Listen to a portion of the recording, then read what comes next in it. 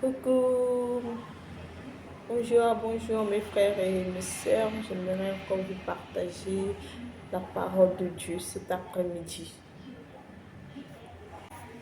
Alors, j'aimerais vous dire, mes frères et sœurs, que nous devons vivre pour Dieu. Oui, nous devons vivre pour Dieu. Il y a certaines personnes, c'est une routine que toute personne va qu'à l'église les dimanches. Du lundi au samedi, il est dans ses occupations, il est pris, il est débordé, il n'a pas le temps de prendre plus qu'une minute de son temps, de sa journée du lundi au samedi, pour parler avec Dieu, pour remercier Dieu de ce qu'il a fait, pour la bonne santé, pour tous ses bienfaits. On se dit juste, voilà, le lundi au samedi, j'ai mes occupations, alors j'irai rendre gloire à Dieu le dimanche. Dieu n'a pas juste besoin de ton dimanche. Dieu a besoin de tes lundis, de tes mardis jusqu'à samedi. Donc, en fait, Dieu a besoin de tout ton programme, de tout ton planning du lundi au dimanche. Il a besoin de ça. Ne vivons pas tous comme les gens de la ville. Nous devons nous repentir. Nous devons être nés de nouveau. Car Dieu a dit dans sa parole, si vous m'aimez, vous garderez mes commandements.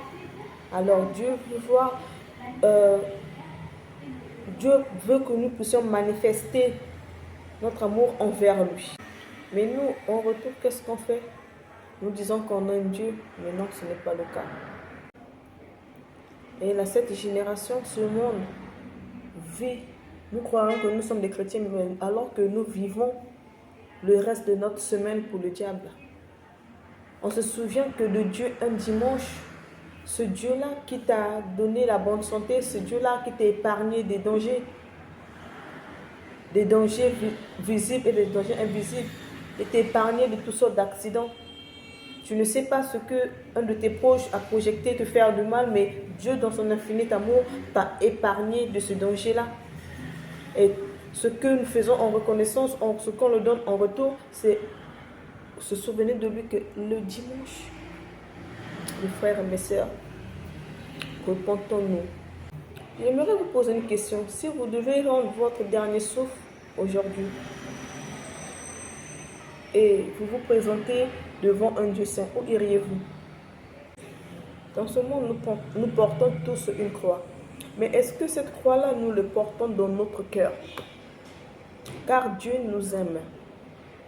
Dieu nous aime. Dieu nous aime. Et il dit, si quelqu'un veut me suivre, qu'il renonce lui-même.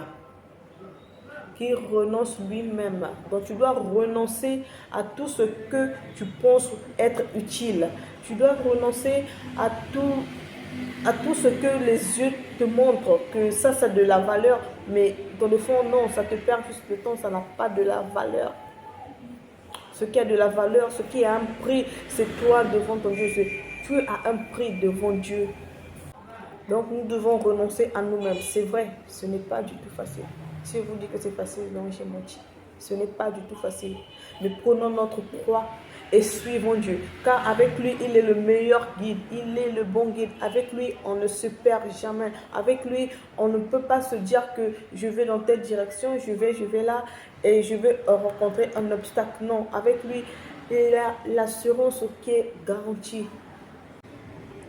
Et j'ai une question que j'aimerais vous poser. Que chacun puisse réfléchir à cette question. Quel est ton but dans la vie? Ton but exact, ton but précis. Quel est ton but dans la vie? Tu veux la paix dans ta vie? Tu veux vraiment la paix dans ta vie? Il y a le prince de paix. Il y a le prince de paix. Jésus-Christ est le prince de paix. Il peut apporter, il peut guérir. Il va penser toutes les plaies, toutes les blessures que le monde t'a infligées. Il a la capacité, il en a ce pouvoir. Il en a ce pouvoir. Il est le prince de paix, le prince de paix. Il vient consoler les cœurs meurtris. Il vient bander les plaies. Il vient secourir. À travers ce message, Dieu parle à quelqu'un. À travers ce message, Dieu veut édifier quelqu'un. À travers ce message, Dieu veut rentrer dans la vie de quelqu'un. Tu sais, Dieu tellement et Dieu t'aime tellement et il veut te donner la paix éternelle. Pour toi qui me suis, Dieu veut te donner la paix éternelle. Pas la paix quand on te partage un petit quelque chose, tu es un peu rassuré, tu es un peu apaisé. Quand tu veux demander de l'aide, tu veux, voilà, pas ce genre de paix-là. Dieu veut te donner la paix éternelle. Dieu a un plan pour toi. Dieu a un plan pour nous tous. Mais il t'appelle toi qui m'écoutes, il t'appelle à le chercher. Il t'appelle à le chercher. Donc, veux-tu vraiment recevoir Jésus-Christ dans ta vie? C'est la question que je vous pose en ce jour. Alors, à travers ce message, veux-tu recevoir Jésus-Christ dans ta vie? Car il frappe à la porte de ton cœur. Pour toi qui m'écoutes, pour toi qui me suis, Dieu frappe à la porte de ton cœur en ce moment. Veux-tu vraiment le recevoir? Ouvre juste ton cœur. Car c'est là que Dieu réside. Il dit, il fait de nos cœurs son trône. Enlève la haine dans ton cœur, enlève de la médisance dans ton cœur, enlève tout ce qui est négatif, tout ce qui pourrit la vie d'un homme, tout ce qui est contre la volonté de Dieu, enlève-le dans ton cœur et laisse ce cœur libre, laisse cette place-là à Dieu. Car il fait de notre cœur son trône. C'est là. Il siège là, dans nos cœurs. Dieu dit dans sa parole, voici, il se tient à la porte de notre cœur. Laisse-le rentrer, laisse-le prendre la première place car il le mérite. Laisse-le prendre la première place dans ta vie. Le diable ne se réjouit pas quand un enfant de Dieu se répand. Le diable n'est pas d'accord de ça. Mais ce n'est pas par notre force. Toi, fais juste le premier pas. Dieu veut juste voir ta volonté, manifeste juste de la volonté de le suivre et il viendra faire le 12e pas.